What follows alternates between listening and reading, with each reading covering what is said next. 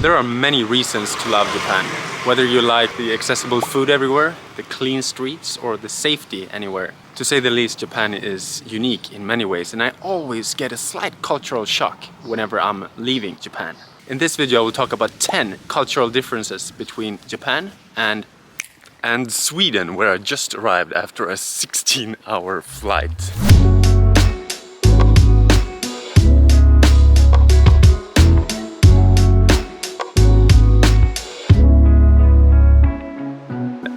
Really enjoy being back home. I love living in Japan, but Swedish summer is incredible. Awesome. It's like Sweden is asleep for 9 months, and these 3 months over the summer, June, July, August, everything just wakes up again.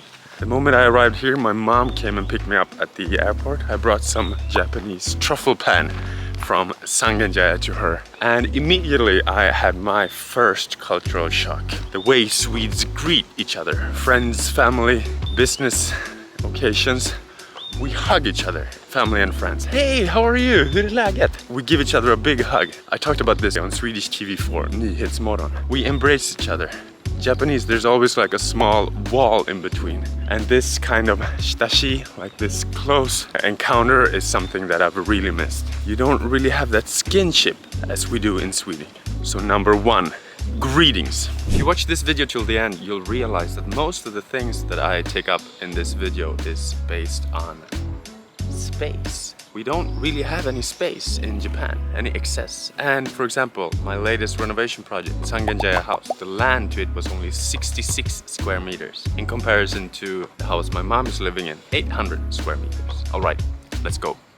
Okay, I'll give you another example right here. What is different? Boom, this is different. We have public trash cans in Sweden. You know why they don't have public trash cans in Tokyo, Japan, for example, where I live? It's because of a terror attack that happened in the 90s. And because of this, I've found myself probably 100 of times. You go to a combini, you buy something, then the trash, you put it in your pocket, and then it stays there until you're about to wash your clothes, and then you throw it away. Kind of a pain in the ass, but you get used to it. But I remember this as a huge cultural shock the first time I went to Japan.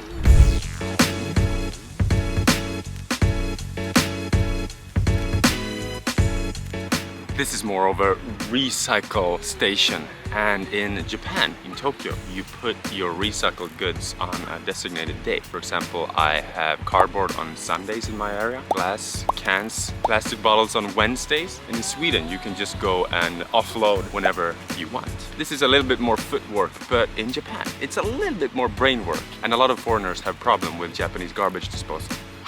I'm one of them, especially with my renovation project. Please watch that video as well. Especially if you're about to renovate a house. The trash rules might put you in a lot of trouble.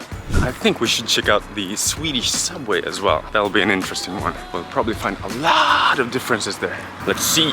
In Sweden, cash is no longer king. It's a cashless society. And meanwhile, in Japan, cash still holds its throne. Japan has about 4 million vending machines, and in most of them, you can only pay by cash. Vending machines in Stockholm, Sweden, paying by cash is rare. And in most bars and restaurants, you cannot pay by cash at all.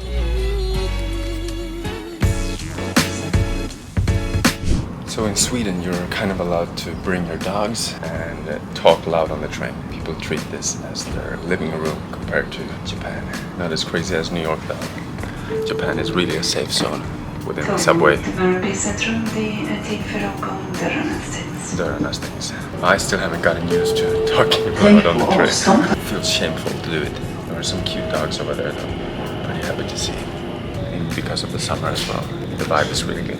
In order for you to really realize these cultural differences within the home, I wanted to bring you to my sister's home in south of Sweden. It's quite different from a Japanese home. And then there are a few other cultural differences. I'll take you on there. But first, I'll show you one thing that kind of shocked me the first time I went to Japan. Let's go and see if we find some people who are using this thing that we're not using so much in Sweden. Let's go.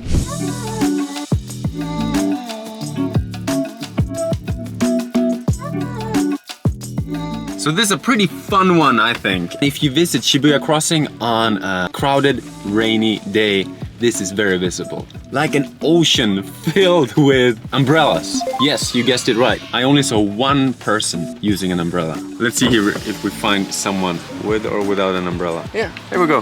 Here, 2 people comes. No umbrella. And here's another one. No umbrellas. Pretty visible cultural difference, right? We Swedes, we enjoy getting wet, I guess. So it's raining a little bit. Why are you not wearing an umbrella? I love to feel the rain on my skin. What if you get wet? It doesn't matter. I live so close to this place. All right, let's check out my sister's house for some cultural differences.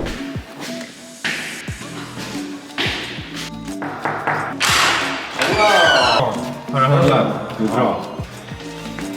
Hej Anton! Tjena! Det är väl liksom, hon vet. Hej YouTube! Hey! Tjena!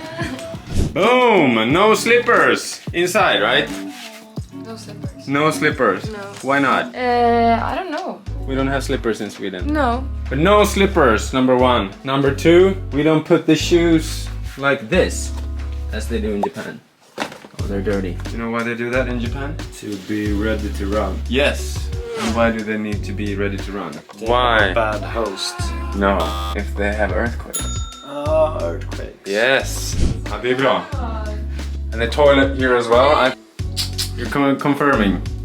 This is where I take my shits. Yes. Yes. But you know why this is not a fancy toilet in Japanese standards? No.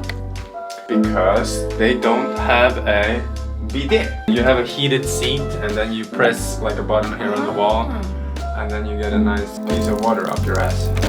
But that's weird. It's See? really weird. But we should have that in Sweden because we have really cold winters, I think.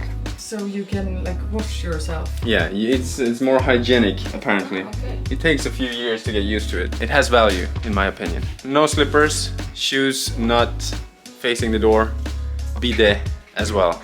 And then we have a kakui guy and a kawaii girl.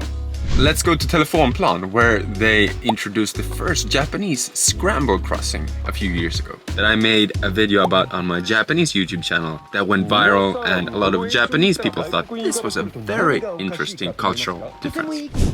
And this crossing as well, it's a Scramble crossing. I think it's the only one in Sweden. They have 2 apparently. Where is the other one? Like Regeringsgatan, I think. It's based on Shibuya Crossing, if you didn't know. Yeah. You didn't. Yeah, I knew. What's that? 70 cents for one of these.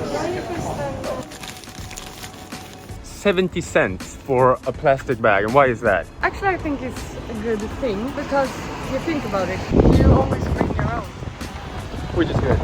In Japan you get a plastic bag on plastic bag on plastic bag. But they recently introduced a tax there as well, but it's not 70 cents. I think it's like 5 cents. I think that people change their beteenden. For behavior. Just by that. Yeah. So people bring their eco bag or whatever just because it costs a few extra cents. And that's good. Yeah. Ah, yeah. Listen to Klara och jag. I'm a musician. Klara och jag, available on Spotify. Yeah. Listen to our latest single, Runaway Bride. Jag kommer bli din runaway bride. Du må lära mig hur man bestämmer sig. And now in English? I'm gonna be your runaway bride. Can someone teach me? Yeah, great. And now in Japanese? Yes, Yes, I think. Klara och jag on Spotify.